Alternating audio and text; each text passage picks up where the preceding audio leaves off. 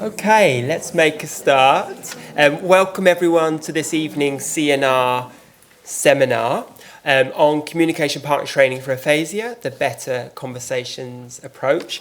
I'm delighted to introduce our speaker for tonight, Dr. Suzanne Beeke, and just to go through a little bit about what you'll be hearing and who from. So this seminar will provide insights into the impact of acquired language and cognitive disorders on everyday conversation skills, and makes the argument for directly targeting these in rehabilitation through the provision of communication partner training. So Suzanne was the author, the creator of the Better Conversations approach to CPT for aphasia, which was developed at UCL and is underpinned by applied conversation analytical research. And it will be presented via a case study of a man with chronic aphasia and his communication partner. I'll introduce Suzanne, who's an associate professor, very grand, at UCL, and her research has focused on understanding the impact of language, communication and cognitive disorders on everyday conversations of adults with neurological conditions. And she leads the Better Conversations Lab in the UCL Division of Psychology and Language Sciences, and she is the lead author of Better Conversations with Aphasia, and I'm sure it'll be referenced in the talk, but that's a free online training resource on the UCL website and has loads of great resources and teaching information on there. So do take a look. And also the co-editor of a book. Yes, I'll be plugging that as well. On Better Conversations. So you heard it here first. So over to you, Suzanne. Thank you, Simon.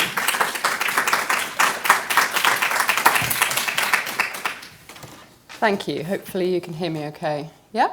Great. Okay. It's a real pleasure to come and talk to you tonight about communication partner training and our Better Conversations approach to that, which we developed at UCL. So, let me see if I can actually move the slides first of all. Okay, let's try every possible button. Simon, maybe I've just got the... Oh, it's all right, I've got the wrong mouse. There you go. Might be the wrong mouse. Too many... Do you want me to hide the other mouse? No, it's fine. Too many choices of mice. Okay, so my plan is to tell you something very briefly about the impact of acquired language and cognitive disorders on everyday conversation skills. So a bit of a whistle-stop tour of the research that we do in the Better Conversations Lab that underpins our communication partner training intervention. Then I'm just going to do some of the basics about communication partner training, what it is, what it isn't, what the evidence base is. And then I'll tell you about our Better Conversations approach to CPT, as I'm going to call it, and particularly then focus in on aphasia and take you through a case study of a man with chronic aphasia and his conversation partner. That's my first plug of the book. There will be many more.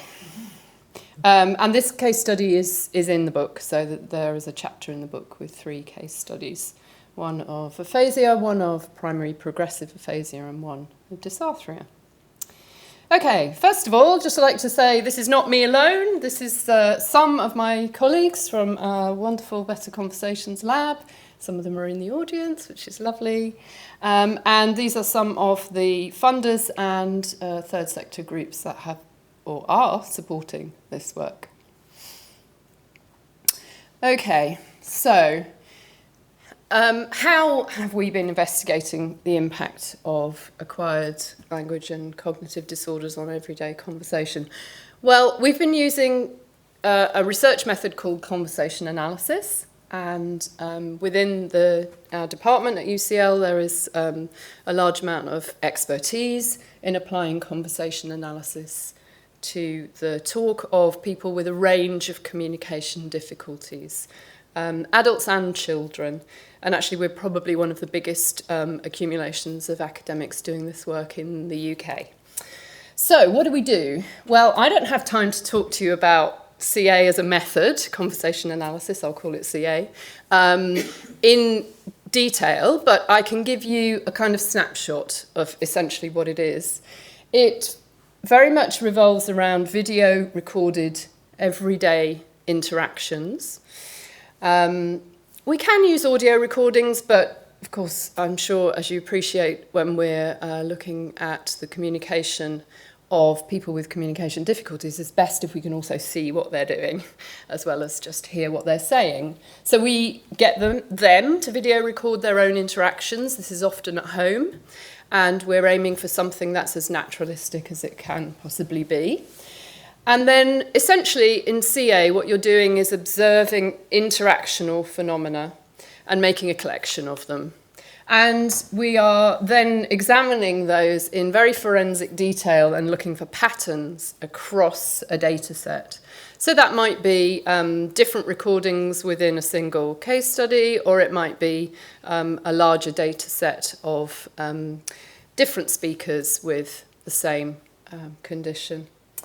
And what we do in CA is relate those patterns that we find to the existing body of knowledge. So there's a lot of knowledge and evidence from the CA research, which started in the 1960s. We know essentially the mechanics of everyday conversations for people without communication difficulties. And what we're doing is using that knowledge about how people take turns, how they deal with misunderstanding, and error in talk, lots of other things. And we are comparing and contrasting what our people with communication difficulties and their family members are doing in their conversations to give us insights into the impact of those communication difficulties. So it's very much about looking at the nitty-gritty, everyday, lived experience of communication difficulties as they play out in people's everyday lives and conversations, which of course is what we use to live our lives and do all the things that we want to do. So,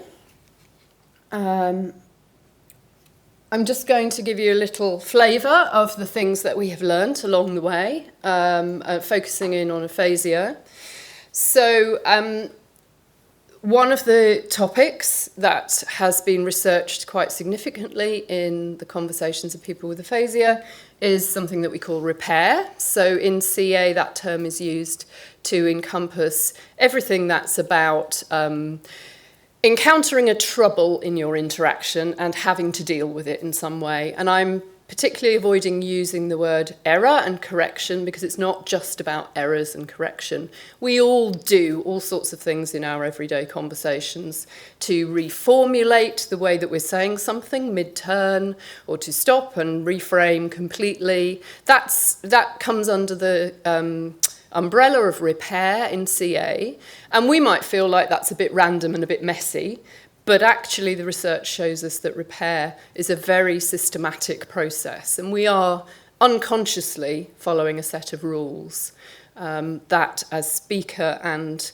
co-speaker or interactant we tune into, but we're very much not aware of that.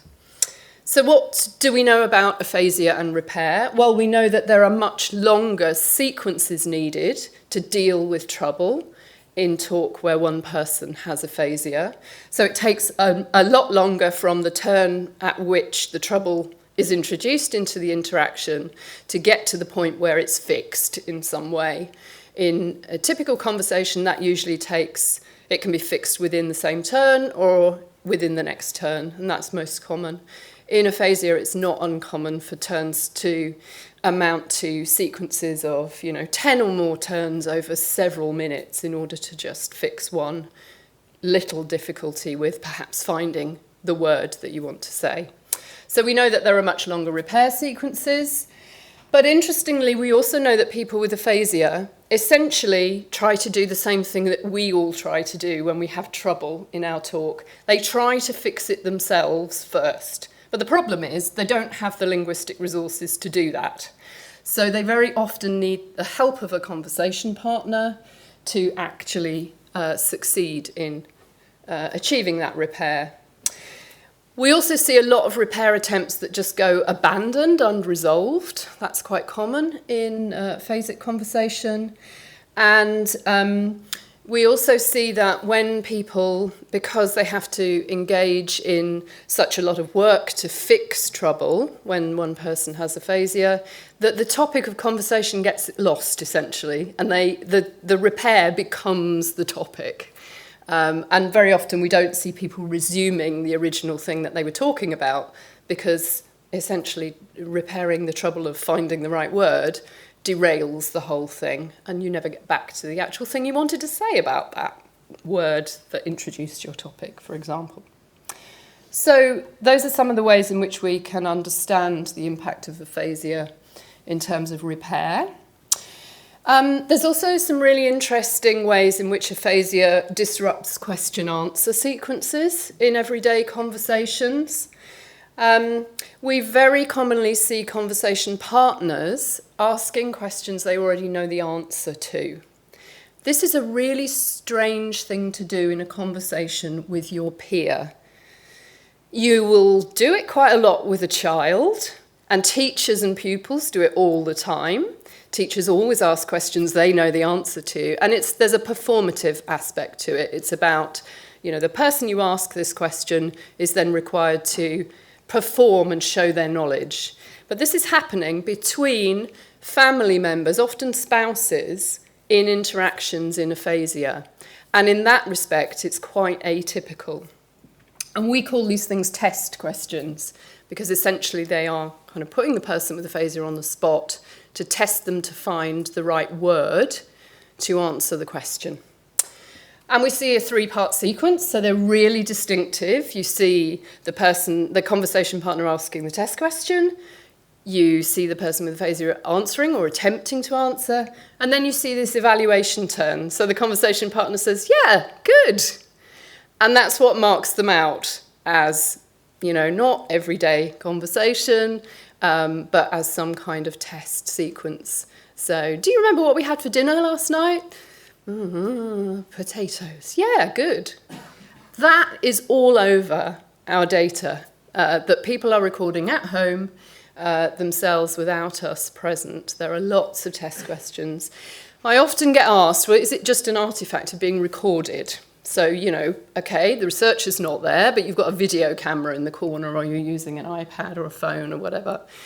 And my answer is always to refer to what the people in the videos tell us themselves. So we have actually showed test questions to people from their own videos, and they don't say, oh, that's really odd, we don't do that, I think it was just because of the camera. What they say is, oh yeah, we do that in conversation because it helps him to talk, or, we do that a lot. So we get a sense that it isn't just an artifact of being video recorded, it is something that's quite characteristic of conversations for people with aphasia and their families. And I think it's coming from a good place. So conversation partners are motivated to try and scaffold the conversation. If you think about it, if you ask a question and you already know the answer, you're in a safe space when the person with aphasia can't supply the word or needs some help with their turn. You know how to help them. So that's why test questioning comes from a good place, a good motivation. But essentially, it restricts what a person with aphasia can say next in a conversation. And that in itself makes conversation, A, pretty much a naming activity, not a conversation at all. And B, people don't talk about real topics that actually matter to them. They just do a series of test question, answer, evaluation. Test question, answer, evaluation. So it kind of kills conversational topics to talk using these sequences, but they're really common. And then one final bit of evidence we have, and this was something I was particularly interested in my PhD work, was essentially how do people with aphasia who have limited linguistic resources, how do they build a turn in a conversation? So you or I would use grammar, we would use prosody, we would use the whole gamut of our lexicon to build a turn in a conversation. Many people with aphasia don't have those grammatical bits and pieces to stick together to make a turn. Their lexical repertoire may be very restricted, and sometimes their prosody is a bit off as well. So I was interested in, how do they signal that they're taking a turn, and then that turn is finished if all of those usual ways of building a turn are disrupted. And actually what we see is that people with aphasia can use very structured ways to build turns despite their limited language. And we see a lot of things like topic comment structure. So putting a single word at the beginning of your turn and then commenting on it in some way. So the example here is Anne, birthday. Or we might see something like, oh, doctors, tomorrow. So we get that kind of structure. And conversation partners get to recognise that as a structure, as a turn over time. So it may look quite odd, but it works. Of course, sometimes we will do that too, but it's perhaps not quite that stripped back in terms of there being no kind of nice grammatical bits to stick the words together. So essentially, people with aphasia can build their turns using a range of what we might call tools that include the words that they have available and maybe the grammatical resources that they have available, but also important things like gesture, but also broader than gesture. So this kind of whole enactment of an event. So, you know, where you're in the event and you're showing the other person what you mean by enacting what happened. So eye gaze is really important, facial expression, the whole range of multimodal communication. So not just the kind of standard writing and drawing that we consider. And turns like that can be really meaningful for the conversation partner if they're prepared to accept it as a turn in the conversation, as valid as a turn. And some communication partners are really good at that, and others really push back against that. You know, this isn't the way to put together a turn in the conversation, and might start trying to make it more grammatical or repair the lack of lexical items. So that's what we know about, so that's just really a snapshot for you of what CA can tell us about, I've focused on aphasia, but about a range of acquired communication difficulties and their impact.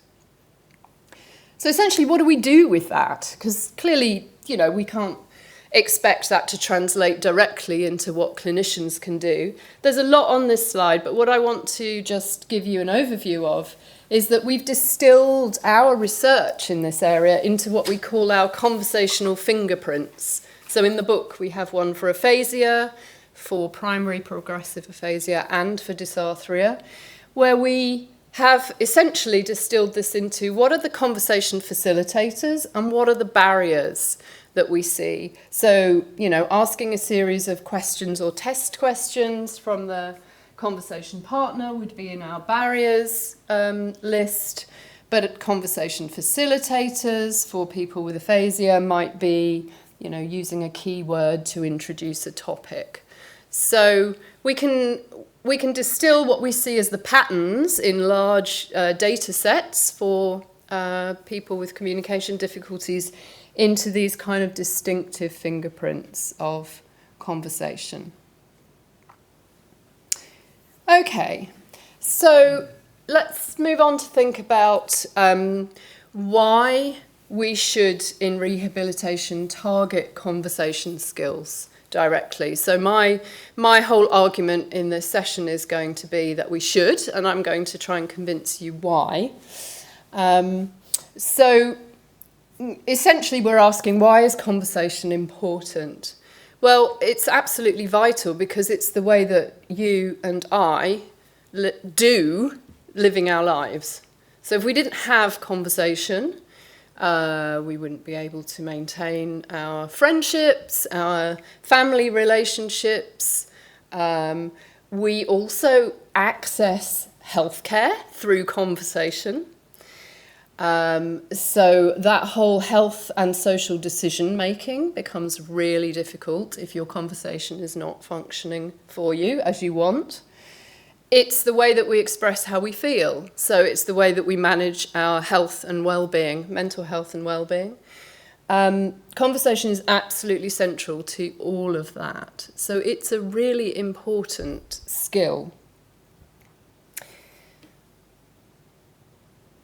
But, you know, why take my word for it? Sarah Wallace and colleagues did this international study, and they actually asked people with aphasia and their families, what outcomes are most important to you from rehabilitation? And one of the key messages was that they wanted to improve their personal and healthcare conversations. They wanted to be able to have more in-depth conversations, not just interactions about basic needs. They wanted to be able to make decisions about their healthcare and their rehabilitation. So I think, you know, if our clients and their families are telling us that this is a priority, then it has to be a priority for us as healthcare professionals. But interestingly, another way of justifying this might be to pick up on that idea of mental health and well-being and resilience. So there was a really interesting systematic review recently of rehab interventions that might prevent or treat depression in post-stroke aphasia, which we know is really common. And CPT emerges as one of the SLT interventions that can be protective of the mental health of people with aphasia. So it can prevent low mood from progressing into clinical depression.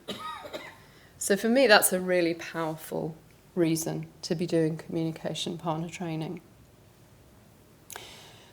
So what is it? Let's just think about a formal definition before we move on. So we are talking here about interventions, and it's an umbrella term, CPT, now. So we're talking about quite a lot of different interventions that sit underneath it. But essentially, they are focused directly on improving the experience of conversations. And the therapy is planned to directly target conversation using activities that address it. And the goal is to explicitly improve skills or participation in conversation. So in terms of the outcomes we need to measure, we're not measuring word finding, we're not measuring sentences, we're measuring participation in conversation, or we're measuring the actual conversational behaviours themselves and looking for change and improvement there. And our strongest evidence base for CPT is in aphasia, but there's growing evidence for it in TBI and in language-led dementia, which is also work that's going on at UCL. That's Anna Volkmann's work. And also dysarthria. So my colleague Stephen Block is doing work in that area. So that's what CPT is. So how do we know it's effective? Well, we have systematic review evidence for CPT in stroke aphasia.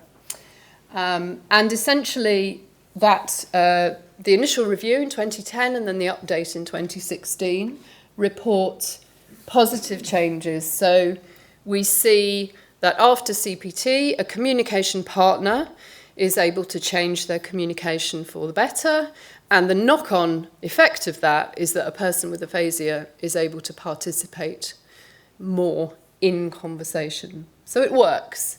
And what we know from the review is that direct training of conversation is the most effective method. So it's not enough to just get some education about how conversations work or get counselling about how your conversations are. You need to directly target working on the conversation.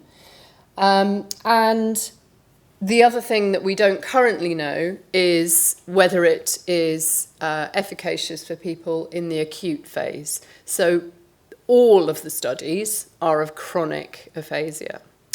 But essentially, what does that mean for rehab services? It means that they should routinely be offering CPT as part of the post-acute aphasia care pathway. It's one of our strongest evidence bases for an aphasia therapy. So it should always be there as part of our rehab. And as if there wasn't enough in the evidence, it's also all over the guidance and practice recommendations.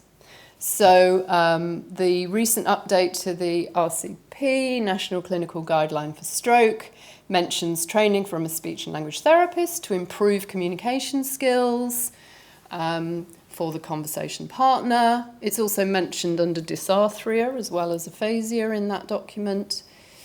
It's also mentioned in the TBI INCOG guidelines and even in the NICE dementia guidelines. So we are expected to train conversation partners. So, just a quick show of hands. In your service, where you work, do you routinely offer communication partner training to clients with chronic aphasia or TBI, if that's your population, and their families? Okay, that's about half. Just under half. If you do you offer it after impairment-focused therapies? Yeah, people are nodding. Does anyone offer it before impairment-focused therapies? At the same time. Okay, all right. Sometimes instead of, depending on their overall presentation. Okay, great. Thank you. So, I'm going to move on to the Better Conversations approach to communication partner training. So I'm going to give you some of the principles underpinning it, and then I'll move on to the case study to illustrate how it works. So if we think about what makes the Better Conversations approach to CPT distinctive, the goal of this therapy is very much about improving the flow and the enjoyment of conversations, and it's underpinned by that applied conversation analytic research that I was telling you about earlier. So that's a particularly distinctive thing for Better Conversations. In fact, it's the only form of CPT that's underpinned by our scientific knowledge of how conversations work. It focuses on interaction within families.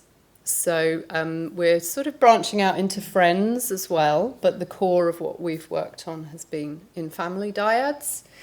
And it's very much an individualised approach to communication partner training. So we deliver it to a dyad, to the person with aphasia and their key conversation partner, who they identify. Sometimes we might do it in a group, but most often we do it in the dyad.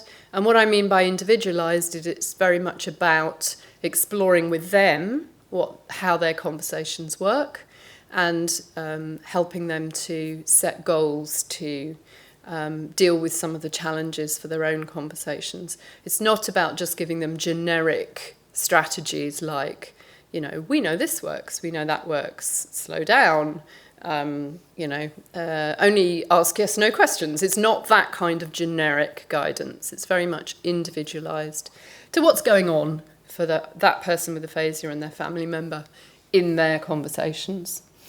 And another thing that makes it distinctive is our focus on behaviour change. So there's some amazing behaviour change work that goes on at UCL. There's a big behaviour change centre, and that has influenced our Better Conversations work.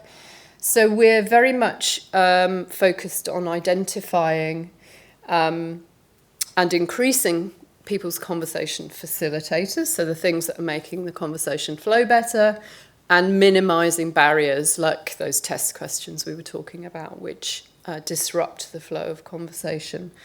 And in the way that we set goals with people, we are trying to maximise the opportunity for them to change their behaviour from what we know based on behaviour change theory. And I will say a little bit more about that in the case study when I can give you an example. Okay, so there are 5 core principles to the Better Conversations approach. And now at the moment I'm talking more broadly. So our Better Conversations approach has originally developed within aphasia, but we have since realised its benefits for a whole range of people with communication difficulties and needs and their family members. The Better Conversations approach has become a broader approach in itself. But 5 core principles, which is that we work with the dyad. And that's a really important thing to say, because not all communication partner training will train both people at the same time. So quite a lot of communication partner training programs will just train the conversation partner. But we think it's really important that the person with aphasia and the conversation partner are trained together. And in fact, I'm going to show you a video clip a bit later of a therapy conversation, a 3-way conversation between the person with aphasia and the communication partner and the speech and language therapist, which shows you precisely why the person with aphasia needs to be involved in this training and have their say on what happens in their conversations. Our second principle is the focus on skills. So it's as much about identifying and reinforcing really good strategies that people have already developed, as well as targeting the things that are more challenging in their conversations that they might like to change. And I think that's what I like about this therapy, that it's not all about stripping it back to, well, what's going wrong? We actually make a point of starting with, this is what's going well. Look, we can see this on the video. And actually people are often communication partners, I think, are very underconfident about what they are doing when they communicate with their family member with aphasia. They might be doing really lovely stuff, but they're never quite sure they're doing it right. And there's nothing like having a bit of video feedback to see yourself doing something really well to really make you feel more confident about what you are doing. The third principle is the focus on strategies. So, as I said earlier, we're aiming to help people to maximise the use of behaviours in the conversation that we call facilitators. So they help the flow of the conversation, and we're helping them to minimise the impact of barriers to conversation, which are the things that are decreasing the flow and disrupting conversation. And the fourth principle is about ownership. So this therapy is very much about the dyad identifying their own conversational barriers and facilitators and choosing their own strategies that they would like to work on to try to get around some of those barriers.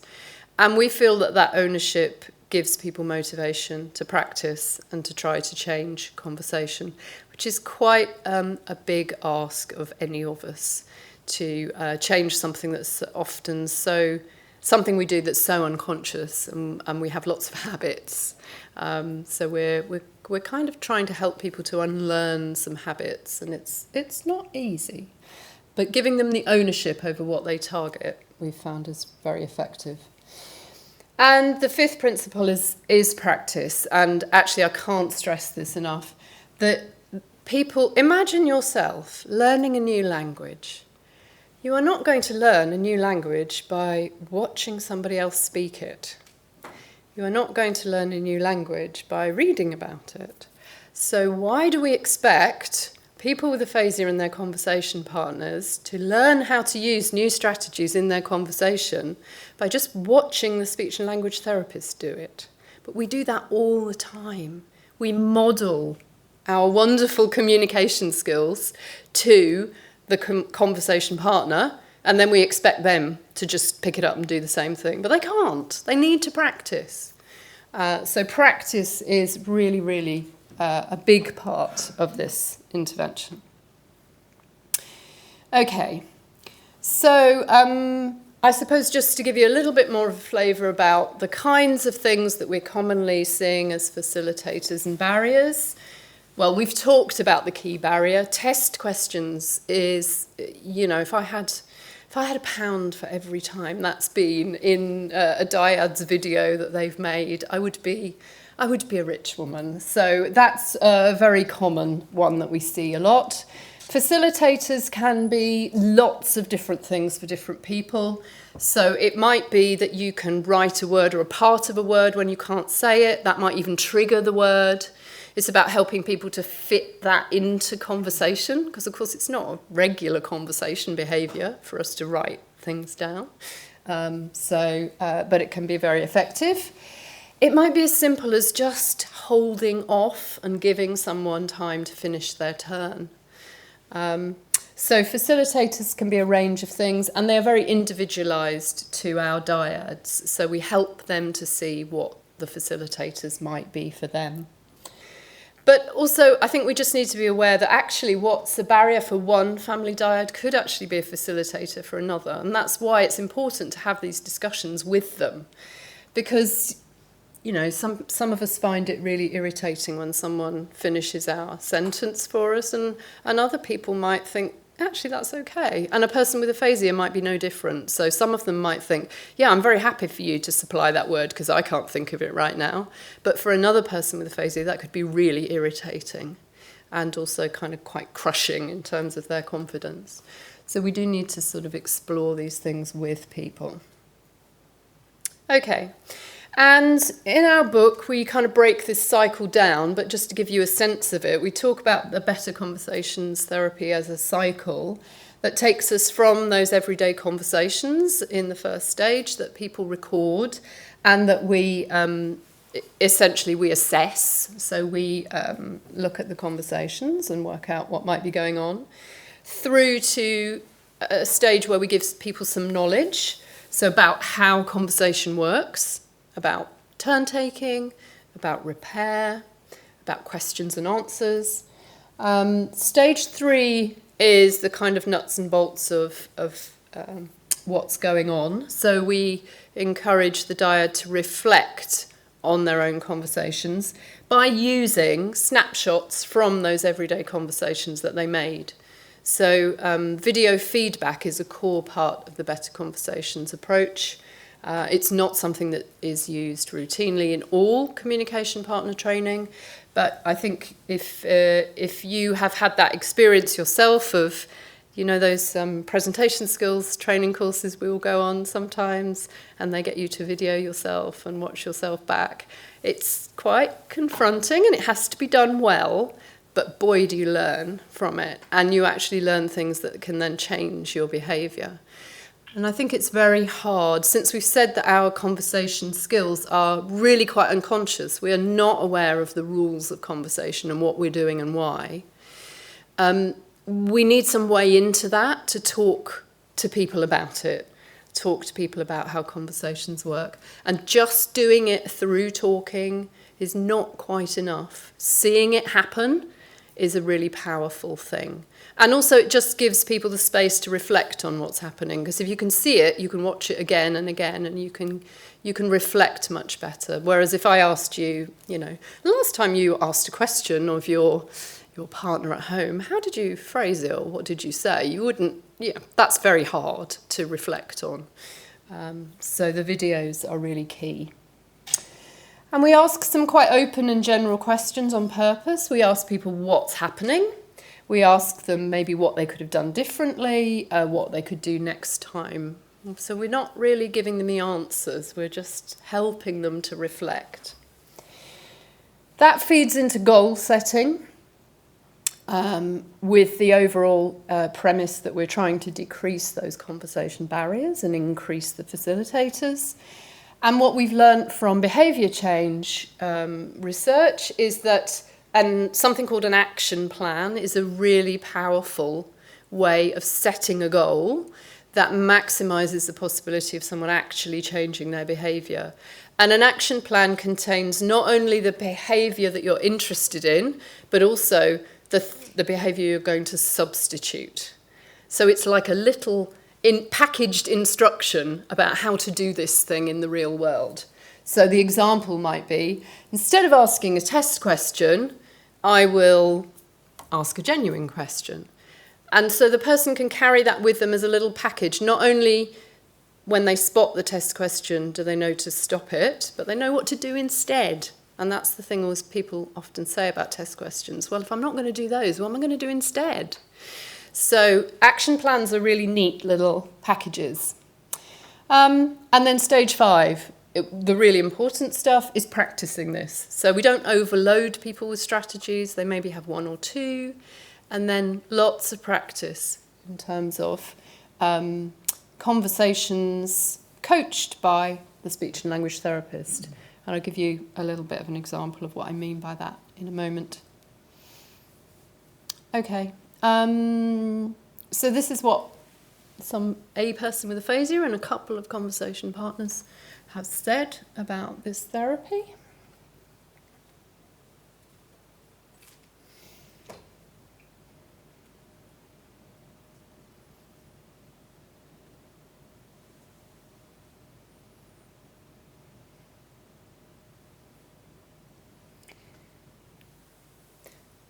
So I think the thing that strikes me about these comments is that conversation partners value being involved in this therapy. They value being involved in any kind of speech and language therapy. So this active involvement for them was felt to be really valuable. And also just the insight that you can see in terms of how a conversation partner can then talk about, who's leading the conversation, using strategies, giving more time.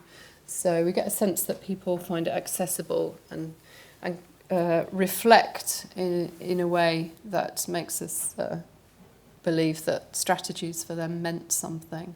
And people with aphasia similarly talking about the strategies that they have learnt and use. Okay, so I'm going to tell you about Graham and Alex briefly. That is the online resource that Simon mentioned at the beginning, which is free. The therapy resources are there for download. You just need to set up an account with your email address and a password, and you can have permanent access. It doesn't disappear. So please do have a look at that if you're interested. Okay, so Graham and Alex we worked with, not their real names. So Graham was, I won't go through the details, you can read it quicker than I can talk, but maybe I'll just point out that he had quite severe non-fluent aphasia, a dyspraxia as well. They were both reporting that his mood was low. Although he hadn't seen his GP, he wasn't on medication at that point. And at the point when they came into our study, they were both anxious about being video recorded because they'd had a bad prior experience of that with a speech and language therapist, unfortunately, which is something that we needed to manage. So we discussed that with them, and they had a practice go at making a video before they decided that they wanted to have this therapy. Alex, Graham's long-term partner, they were both healthcare professionals by background. Okay, so thinking about that stage one, needing to get some insight into people's everyday conversations, we supported them to make a video, and these are some of the things that we often talk through with people to consider so that we can get a video that we can do something with. Both people being in the video is usually the crucial thing, so conversation partners do tend to try and edge themselves out of the frame and just leave the person with aphasia front and centre to do all the work, but so sometimes we just need to kind of reinforce for people that we want to see them both in the conversation. And we spend a lot of time talking to people about, so people often say, well, not sure this is going to work because we don't really talk anymore. And we tell people that actually that's fine. So if what you're going to do is put on the camera and then just sit there and be in companionable silence, that's absolutely fine. But we just want to see what life is like for you and what talking might be like. And I can absolutely assure you, nobody ever doesn't talk. So I think what conversation partners are picking up on is we don't talk like we used to, or we don't talk as much as we used to, but we do get people talking on their videos even when they're concerned that they don't talk anymore. We have more recently recorded people on Zoom, which can work. It's a slightly odd setup because they're sort of both facing the screen, but if that is the only way you can get a conversation sample, then it can work, and it can be used for therapy, so it can do the job. And in our book, we present a series of tools that can be used to deliver this therapy. And this is our facilitators and barriers observation tool. So essentially, as the SLT, you're taking that video recording that they've made for you and assessing that conversation. And that may sound very technical or very difficult, but it's really not. Speech and language therapists have the most amazing observation skills. They spot all the things in videos that I notice. Okay, they might not quite have the labels for them that I might use in terms of knowing how conversation works, but SLTs are really good at assessing conversation when we do our online training. They always get everything. They always spot everything in the videos. So essentially we are recording the facilitators and the barriers for each person in the conversation, and then maybe any environmental facilitators and barriers that we're seeing. So in the interests of time, I am not going to show you these videos because I want to show you a clip of therapy later. But essentially this is the kind of thing that we might record. So this is Graham and Alex at home at the kitchen table. There's a nice washing machine noise in the background, so it's lovely real life stuff. We sometimes get the dogs, all sorts of things, but you know, at least we know it's authentic. So they made a series of videos for us, and essentially these are the things that we noticed when we were doing this in our therapy study. So we noticed that Graham was quite good at initiating conversation. He would use adjectives very well to talk about things being awful or super or, you know, that kind of thing. He would use gesture, intonation, facial expression, a little bit of writing sometimes, had some really useful automatic phrases, a lot of swearing often, but actually used very communicatively and very humorously. In terms of conversation partner, so Alex was very good at introducing gossip and opinion into conversations to get them going. He had lots of productive topics that they shared interests in, and he would listen to Graham and comment on Graham's talk. And some of those dyspraxic errors, when he understood them, he would just accept them and move on. So he wasn't stopping to kind of practice saying the word correctly. But in terms of barriers, the key barriers we were seeing from Alex, the conversation partner, was a lot of test questions. And sometimes he would not give a great deal of time for Graham to respond. And for Graham, I mean, the barriers were what you'd expect. They arise out of his aphasia. So the dyspraxic output was often unintelligible, quite severe word-finding difficulties. And often he would take very minimal turns. So he wouldn't really say very much more than yes or no, or a short comment. But on the flip side, often that was because Alex was asking him a lot of yes-no questions.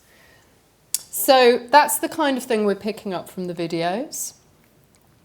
And then stage 2 is giving them knowledge about how conversations work. So we chose some of our handouts, and these are the handouts that are on the website to discuss with them. One of them was about test questions, for example, but some very general ones about, you know, turn taking in conversations, the kind of functions of turns, questions, answers, and something about repair, but in accessible language, of course. And then it's very much about finding out what conversation was like for them. So what did they feel worked well already? What was challenging for them? So getting them to sort of talk about it. And then moving into stage 3, this is the reflection where we're using the videos. And here the speech and language therapist supports the clients, the dyad, to identify their own facilitators and barriers. So this is where the video feedback comes in. And also at this point we're using handouts to help them to make sense of what they're seeing. And I'll show you, I've got a video clip that shows you this more eloquently than I could explain it. So this is the therapist here, Phil Beckley, on the left. There are two, I've spliced this video, there are two parts to it. It's not particularly long, but part one is about them discussing a handout about test questions, and maybe just listen to what Alex, the communication partner, who's in the middle, says about test questions. And then part two, at the beginning of it, they're quiet because they're watching the end of a video clip. So they're looking forward because the laptop's in front of them. And then I want you to notice what Alex, the conversation partner, says, what he manages to identify in the clip. And it's also interesting in that you can see then how Graham is able to give his opinion about this thing that happens in the conversation. Test questions. Now, test questions are questions where you know the answer to it already. And again, this is normal for teachers and pupils, but we rarely do this with friends or family. Yeah. You do. So, for example, she's like, "What's the weather like?" And he says, "Cold." Yeah. And she's good, right? Yeah, that's what we're doing. I do it to encourage the communication. Yeah. Okay. I do that. Yeah. Not as much, but I do it, don't I? Yeah. I ask the obvious. Yeah. And what do you think? Well, No. And how do you feel about being asked the obvious? Drives them nuts sometimes. Does it? Yeah. Yeah. Okay, just another one from the clip. Cruise. Yeah. I'm doing a test question there. You are doing a test question, right? And what happens? What does that do to the conversation? It stalls it. Because does Gerald find that easy, or He doesn't like it. Yeah. it was difficult, wasn't it? Because it put you in that word-finding situation that we know it's difficult for you sometimes to find your words. Cruise. And then he says the word is that he can't find on the clip beautifully at the end there, cruise, because that's what they were talking about, going on a cruise. Graham and Alex would never have had the opportunity to have this conversation about how they both felt about this thing that was happening in their conversations if they had not seen that video clip, and if this space for this interaction had not been opened up by them doing communication partner training. But this was probably the most pivotal part of the therapy for what happened next, which was that Alex almost completely stopped asking test questions, which gave Graham much more space to do other things with the resources that he already had available.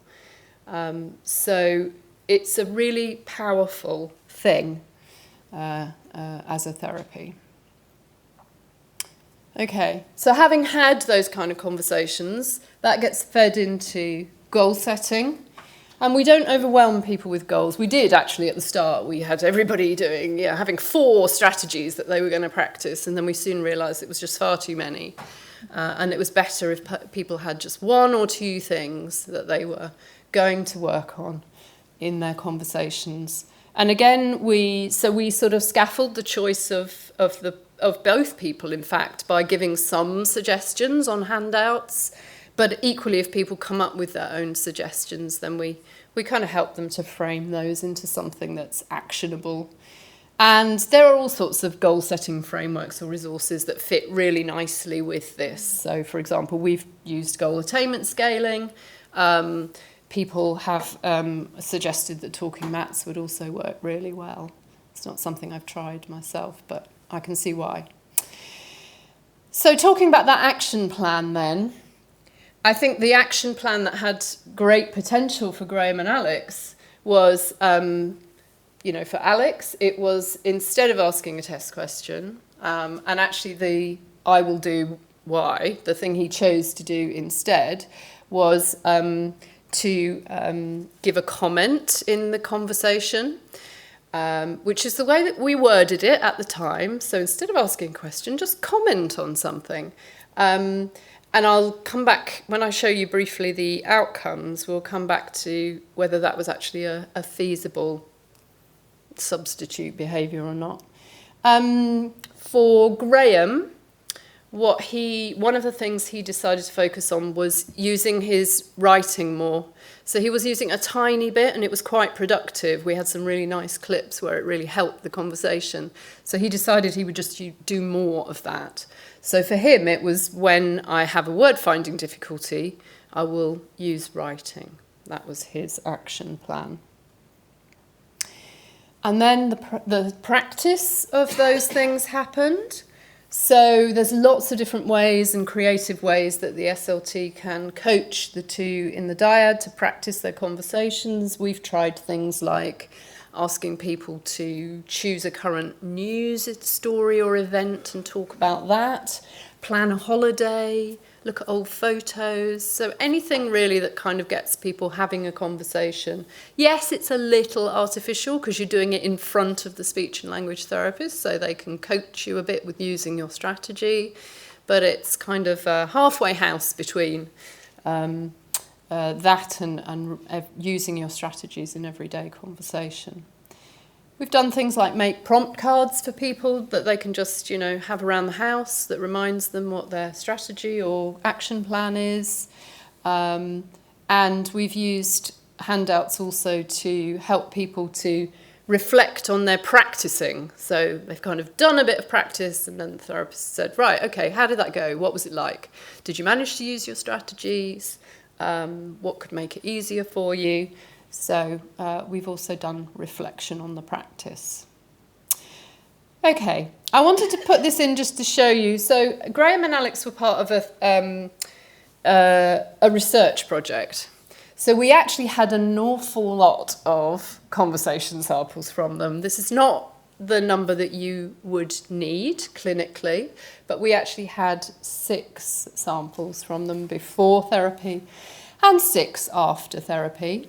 And this is literally just, looking at the numbers and thinking about the means here. But essentially, the highlights here are that, sorry, where is my thing? Gone? Yeah, here we go. So Alex almost stopped using test questions completely, but there was no change in his use of facilitators that he chose. So that thing I said about him deciding that instead of asking test question, he'd comment on something. We didn't see an increase in comments, but we saw a marked reduction in test questions. And Graham adopted his new strategy of writing. So you can see, for example, that in the 6 pre-therapy samples we looked at, these are 5-minute samples taken from longer ones, no evidence of writing at all. And then, okay, it's variable afterwards, but we've got 1 5-minute sample where he does it 7 times. So some sense that writing is being used more. And he also, interestingly, increased his use of keywords and a bit of mime. That was the other thing he chose. But, and you may look at those numbers and think, well, actually, there's not a huge amount of those behaviours going on, that you're presenting and whatever. But think about the functional impact on a 5-minute conversation. After therapy, Graham uses his writing or his mime once every 5 minutes. And then approximately every minute, he's using a key word. So he was only doing that every 5 minutes, using 1 keyword before therapy. So if you imagine a conversation where in a minute, it's probably you can take 1 turn each if you're in a dyad, in a minute of talk. So essentially, if you're the person with aphasia in that minute of talk and you're able to use your keyword in that minute of talk, then you're going to have a much more successful conversation. So there's a big functional impact on these changes. And if you imagine scaling them up to, conversations that you'd have over a day or a week, then that's going to be noticeably different for people. And in terms of the test questions, Alex has reduced those from, he was doing 1 a minute, basically, before therapy, and then he's doing less than 1 every 5 minutes after therapy.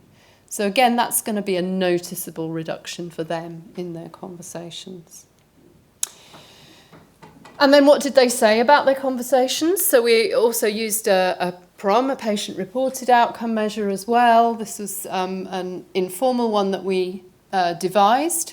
So you can see that before therapy, they rated their conversations. Alex, interestingly, conversation partner, rated them lower than Graham did before therapy. So a 2 for Alex and a 3, which after therapy has gone up to a 4 for both of them on a 5-point scale, where 5 is the highest. And then they're reporting finding the therapy very helpful. Also using their strategies every day, they're also reporting. So, and I should say that they were interviewed by someone who was not their therapist, who didn't have any connection with the original project, so they had no reason to be nice about it. And actually they were interviewed. It was a PhD student that did it, so and we hadn't planned it as part of the original study, so the interviews actually happened about a year after the therapy had ended, and the detail in which people were able to talk about the therapy and what they remembered and their actual strategies kind of blew us away, really. So it was very meaningful for them. Okay, all right, this is my final slide. This is the so what slide. So the takeaway message is communication partner training works in aphasia. People with aphasia and their communication partners want to have better conversations. CPT can be protective of mental health for people with aphasia. And like we said, learning a new language, it takes practice to use your conversation strategies. So for all you speech and language therapists out there, get them to practice. Don't just model the conversation behaviours that you want them to use. And just a plea, and I'm really pleased that some of you in the room are not doing this, but I hear a lot that communication partner training is the last resort. So we'll do all the other therapies, we'll do the naming therapy, we'll focus on narratives. Oh, and then, okay, they're still here, they're still hanging around, it's still not good for them, we'll do a bit of communication partner training. I'd like to change that. Let's flip that completely on its head. I'm really pleased to hear that for some people they're doing it alongside the other therapies, and some people are doing it instead of the impairment-based therapy, if that's what people want. But let's kind of move away from this this kind of hierarchy that we've all had. I mean, I count myself in that, where you kind of think, right, I'll start with the impairment and then I'll work outwards, and the functional stuff and they will come next. But then, conversation is always the sort of the poor relation that gets thought of last. And I'd really like to see that change, and so that we're offering it, because we know it works, to every person with aphasia and their family communication partners, just as part of the care pathway. And in that way, they can decide if they want it and at what stage it's good for them. And I also think it's one of those things where people might need a top-up on occasion. So they might want a bit, when they're quite early in their journey, they might want to come back to it a bit later on. So let's be creative and flexible in how we fit it into the rehab journey, but let's do it, because it's one of the strongest evidence bases we have for an intervention. So why would we not? Okay, that's me. Thank you very much. I'm going to shamelessly plug our Better Conversations conference, which is happening next week. We still have some places. We'll be in this lovely room, but also it's hybrid. And our focus, our theme is equality and diversity and inclusion in communication partner training. But we're also running our one-day CPT training course for SLTs next March, which is also bookable. So the QR code will take you to our events and training page on our website if you're interested in more information and then booking those. So thank you.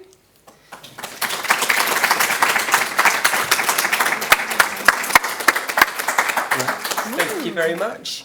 Do we have any questions for Suzanne?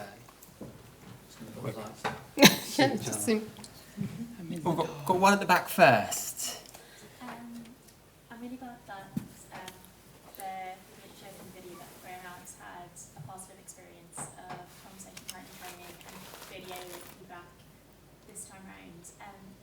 was there kind of anything that stood out about, I know that they had quite a negative experience the first time, was there anything that stood out as kind of something to avoid when using?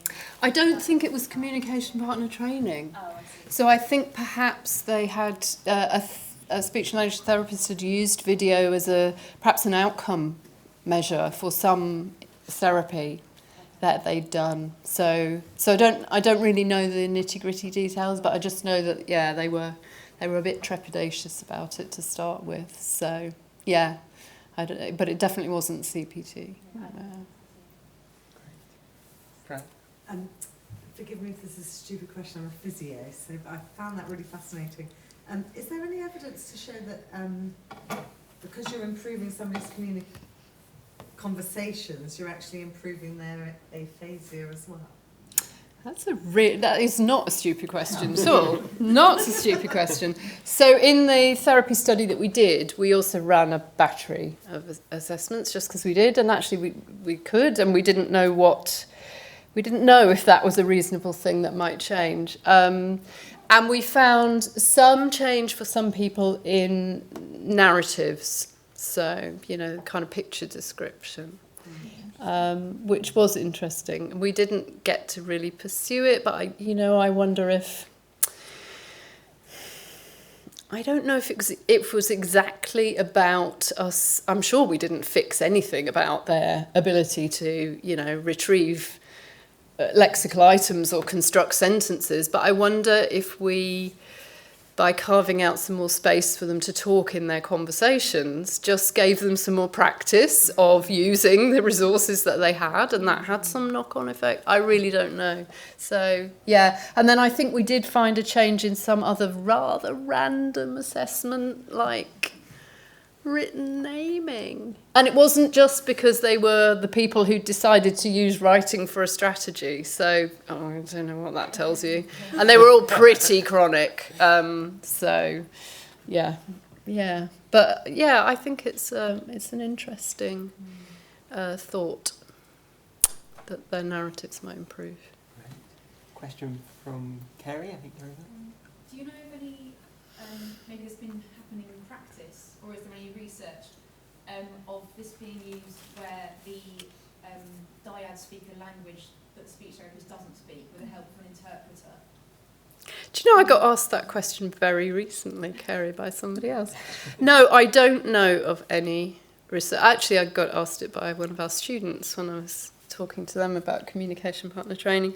I don't know of any research. I guess in some respect, sometimes we have to deliver our interventions through an interpreter, don't we? So I suppose it's no different in that respect, in that you would need to train the interpreter. They would need to know what it was going on and what they were interpreting. Do I think it could work? Yeah, I suppose. I really don't know. I think the research, it would be interesting to do the research. So. Yeah? Did all the research studies under the CPT, did they exclude anyone with any cognitive impairments? So you mean the systematic review? Yeah. I would need to go back to it to be absolutely sure, but I suspect not, because there's studies between like about 1970 odd and whenever the review was done, so 2009 probably for the first one. And I don't think we were so good at picking up cognitive difficulties in people with aphasia at that point. So I think we're a bit more tuned into it now. So, but then that probably means that data is actually not available in the studies. So we wouldn't know for sure if those people had cognitive difficulties. But I guess you're thinking, does that get in the way of the therapy? Yeah. Mild, obviously, like moderate or severe would likely, but in your experience, does it work well still when people have mild cognitive communication difficulties? Yeah, I think it can. And the TBI literature, I labelled it in that way because that's that's what the systematic review was of, that's their title, but essentially they're talking about people with cognitive communication difficulties in that review. And video feedback for communication, developing communication skills has long been a tradition in the TBI and CogCom world, because people know it works. So there's something very concrete about the video feedback that works for people. So my sense is it's probably about exploring it for every individual, but I certainly wouldn't rule them out just because, you know, you think that they might find it challenging. I think the video gives people an opportunity to engage. But also I think, you know, even in a situation where perhaps the client themselves didn't learn so much about strategy use, it's still really valuable for the conversation partner to do it. And the fact that they do it together, I think is just, I don't know, at some basic human level, that's good, because they're the people with a relationship with each other. So essentially you're opening the space where they can talk to each other about these things. So I think the only time that you might actually choose purposefully to just target the conversation partner without the other person involved might be if the person has, you know, moderate to severe dementia and couldn't engage with that kind of training. Or I think some people with quite severe fluent aphasia who might really struggle probably from a comprehension point of view. So, but my view is kind of try it and see. And I think, you know, with preparing the ground for the video feedback carefully, obviously, but yeah. Thank you. Thanks. Any other questions? Oh, one from Alex. Just a very practical one. You talked about these 5 stages. Can you give us a feel for how? I'm very interested in those. Do you have 5 sessions, or can you get through them in a couple of sessions? Or it's obviously very powerful and lasts a long time. Yes, the dose question is, I think, where communication partner training needs to move to next. So I very purposefully didn't talk about sessions, but rather sort of stages, and because we have done a bit of a range of things. So the original study, we had 8 sessions. Since then, we have scaled back. So Anna Volkmer's PPA intervention is 4 sessions. And Ferl Beckley, who was in the video, has done her PhD in aphasia, but she had 6 sessions. So I think we've been a bit random about it, so it's very hard for me to say. But I do feel like it is the stages that matter, going through the stages. And I do feel like, you know, some people need more of certain stages, but the research really isn't there for us at the moment to say, so for our Better Conversations intervention, to say what the dose should be. But also it's not there in the general CPT literature. So in that systematic review, if you look at the dose, it's just like everything from about 5 minutes to, you know, 6 months. It's, I mean, I'm joking, but it's very, very broad. So it's really hard, I think, to answer that question at the moment. We might explain why some therapists don't do it. If they've got only 6 sessions or something, Yeah. they might. Yeah. But actually, it might be better off if you've only got 4 or 6 sessions doing that, rather than doing a pen-based stuff, which you know takes a lot more time than that. Yeah, exactly. And I think that what I like about the stages is you can see how you could scale it into the sessions that you have. And I think part of me would rather that you just did something with the sessions that you've got that targeted communication for the dyad, rather than not do it at all. So, yeah. Yeah, Rosie? Great, another question? Oh, Sorry. I'm sorry. No, you first. Am I right in thinking most of the evidence is for people with very chronic aphasia? Yeah. Have there been any studies of bringing it back earlier? And do you think there might be dangers of doing it too early? For example, you know, a conversational partner thinking, oh, and this is another thing I've got to, come to terms with. Yeah. And the person with aphasia thinking, Yeah. well, this is all very bleak, and clearly they're not expecting Mm. dyspraxia to get better. Yeah, I think, so the systematic review shows us there isn't any evidence for the acute stage, so we really Do you do. fancy a paper? Do you-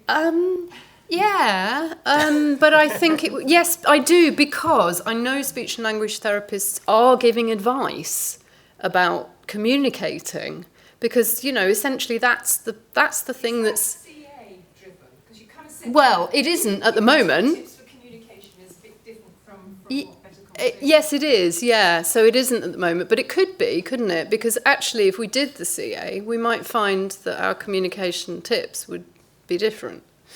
Because very often what we think is going on in conversations is not what actually is going on in conversations. But without that evidence, I think you're right that it has to be about, we have to be very sensitive to overloading people, to sending a message about that, we can't do anything about your word finding difficulties or your sentences or whatever.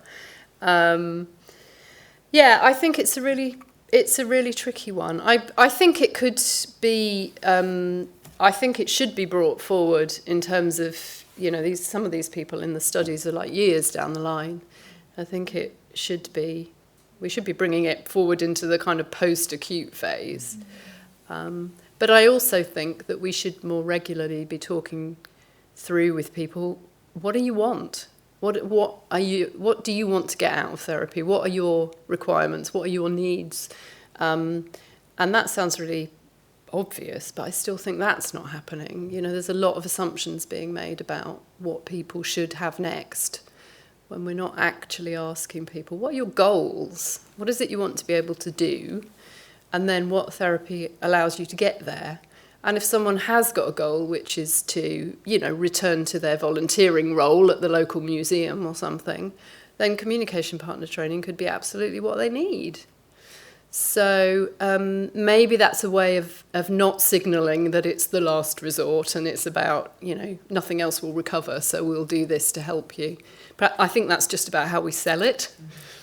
So, yeah. Should we take one more question from the back? Yeah, sorry, I was interested in your comment about providing top-ups to communication partners and to people with aphasia. And also, I guess, interest in self-maintenance in the longer term. Do you have any research or ideas around long-term maintenance? Or there are some great gains in your outcome measures. Do you know if they're maintained, or if not, how often should we be repeating this? All good questions, to which the short answer is no, but I do have thoughts, which is that, so I think, we use the video a lot. Wouldn't it be lovely if at the end of this therapy we could, parcel together some video clips of people with using their lovely strategies that they could just look at themselves when they wanted to top up. So very self-directed, as you say. That would be, seems to me, that would be a quick win. Wouldn't it be really nice if we had some kind of app on their phone that we could upload those videos quite easily and send them away with something that could also include their strategies as a reminder. They could also share it with family and friends, and so I can see lots of benefits of that. But no, the research isn't there, and actually we didn't do a maintenance sample after our intervention, but there is some work, going on in that. I'm just looking in Rosie's direction because I'm thinking that Claudia has her maintenance samples of from conversations after therapy a bit. I think we need to do that more routinely a bit further down the line. I guess my indirect evidence would be that we interviewed our dyads in the original study, that year down the line, as I said, because it came up as a possibility through having a PhD student. And the fact that they were all able to talk about exactly what strategies they had worked on and the impact of them. I mean, those interviews are quite amazing. And I know, because as a researcher, I've tried, you know, when you go visit people and you say, oh, so you've had speech therapy before, what did you do? People can't tell you what they did. Oh, looked at some pictures. But these people were able to say, oh, yeah, well, I worked on this strategy and that strategy. And, you know, we used the videos and Phil helped me to understand that. That in itself suggests to me that people do. If we did that maintenance sample, we would see something very positive, because people can certainly talk about it. But yeah, we don't have the evidence that they're still enacting those strategies that far down the line. But we do need to go there.